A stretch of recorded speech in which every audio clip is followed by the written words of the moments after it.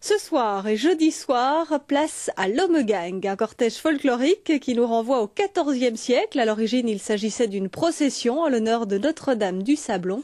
Au XVIe siècle, les autorités de la ville de Bruxelles en ont profité pour donner une fête en l'honneur de la visite de Charles Quint et de son fils Philippe, fête à laquelle participèrent les corporations, les notables, la noblesse et le clergé.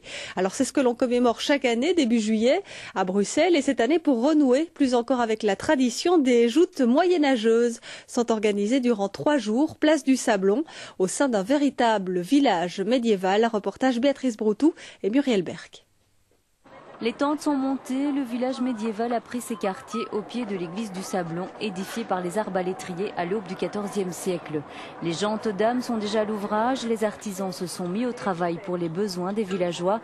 Nos visiteurs d'un autre temps n'ont rien emmené, tout est fabriqué sur place. Actuellement, je suis en train de faire un crochet, ce qui va nous permettre d'accrocher des différents chaudrons au petit feu de bois qui est là. Comme nous sommes un camp militaire, il faut bien qu'on mange. Cette apparente paisibilité va bientôt être perturbée. Les hommes se préparent au combat, même les enfants s'entraînent. Bon, moi je suis plutôt touche à tout. Je suis plutôt une petite main, on va dire. Donc je suis en train de préparer tout ce qu'il faut pour que notre ami ait son matériel adéquat. Vous êtes dans quel état d'esprit avant la bataille? Très nerveux, très nerveux. Vous voyez, on est vraiment très nerveux. Oui, on tremble. Ça fait toujours peur de rencontrer un ennemi. Cette reconstitution médiévale en plein air, au beau milieu de la place du Grand Sablon, permet à l'Homegang de s'ouvrir cette année à un public plus large. Oui, on sort en effet un peu des murs de la Grande Place. On a voulu vraiment s'ouvrir, j'irais, vers le public bruxellois, en lui offrant bien sûr un spectacle équestre, j'irais, qui est gratuit pour tout le monde. Donc n'hésitez vraiment pas à venir. Je crois qu'ils vont tous les deux mettre une armure. Ils vont prendre leur cheval, partir au trot avec les grandes lances et se l'enfoncer dans l'armure.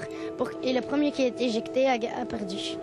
De ces joutes équestres sortira vainqueur le chevalier le plus précis, le plus rapide et le plus fort. Une démonstration d'adresse qui a ravi les spectateurs et qui donne le coup d'envoi à 3 jours de commémoration.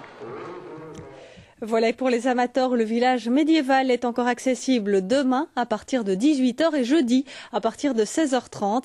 Et puis un livre dédié à l'Homegang vient de sortir. Il est signé Louis-Philippe Bredel, un très beau livre agrémenté de nombreuses photos. Tous les textes sont en français, néerlandais et en anglais. L'Homegang, c'est aux éditions La Renaissance du livre.